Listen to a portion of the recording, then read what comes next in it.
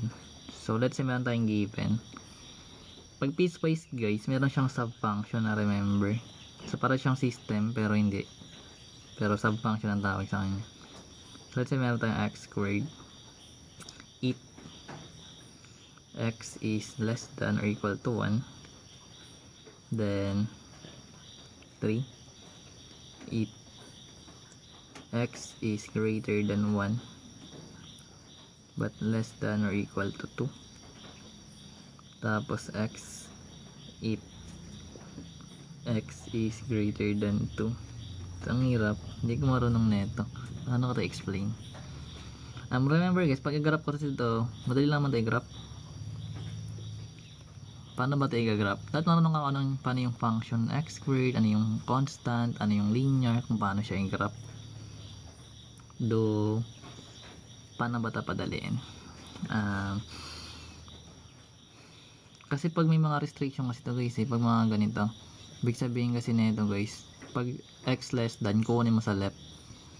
Kapag ito naman na may x less than 1 and greater than equal to 2, sa pagitan nun kukunin mo.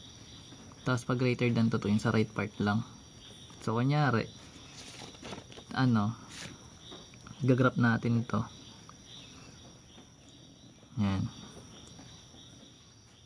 So remember guys, kapag x squared yung graph natin, so diba sabi natin parabola siya, opens upward. Ganti siya ng graph mo. So remember guys, kasi meron siyang ditong less than or equal to 1. So kunyari ito yung 1 natin, dito part yung 1, diba? So ibig sabihin ito lang yun sa left side, kasi nasa left yung kukunin mo na part. Ibig sabihin hindi mo to gagalawin, ito yung lalagay mo dito, or pwede ka mag table of values,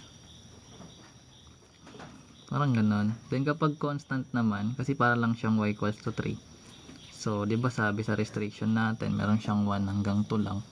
So kung ito yung 1 tapos ito yung 2 mo, so yung 3 kasi nandito yung parte, so ito yung graph ng y equals to 3. Ngayon sabi niya dito may restriction siya na less than 1. So pag hindi kasali guys, wala siyang or equal, pero yung 2 kasali. So big sabihin ito lang kailangan mo,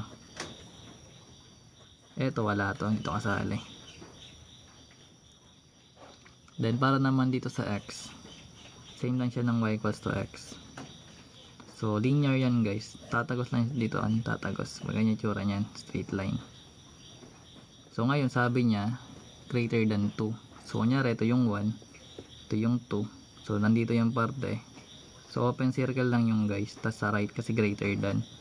So may ganito yung tsura ng graph. So pag combine mo lang yan. So paano natin lalagay yun dito? So kunyari ito yung 1, 2, then 1, 2, 3. So kunin natin yung x squared, sabi natin ganito yung tsura nya. So kasali yung 1, 1. Kasi pag naglagay ka dito ng 1 guys, ito 1, 1 squared 1 din. So 1, 1 yun, nandito yung parte. So dahil sa left lang naman, so pag ganito yung tsura nun, ganyan, kasi parabola siya. Then kapag naman yung 3 natin, sabi natin straight line siya, pero dito kasi sa 1 natin hole siya dito guys, ay open circle. Then pagdating sa 2, shaded na siya kasi kasali yun so ito yung kailangan mo, ito yung kailangan. Tapos pag naman dito sa x, ito naman sa greater than 2, so dahil straight line yung guys dito guys, paano yun magpapatong ya? Kapag 1, 2, 2 dito pala yun, so dito lang pataas kasi greater than.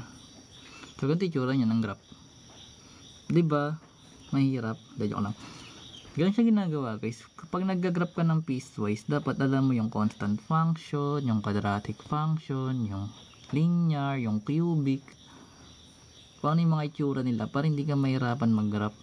Tapos itong mga domain restrictions, ganyan siya ginagawa.